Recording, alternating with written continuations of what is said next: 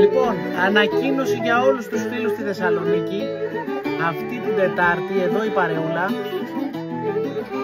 θα είμαστε στην εκπομπή Πόντου Άνασμα στο ράδιο Ακρίτες. Θα σας παίξουμε μουσική, θα μιλήσουμε για την ορχήστρα μας.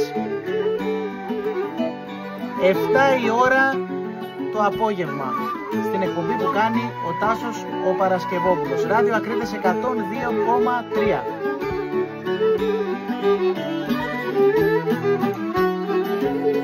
Έναν έμορφο κορτσόπον εγώ αγαπώ και μπορώ χωρίς απέναν άλλο για να ζω. Έναν έμορφο κορτσόπον εγώ αγαπώ και μπορώ χωρίς απέναν άλλο για να ζω. Συντονιστείτε. Συντονιστείτε.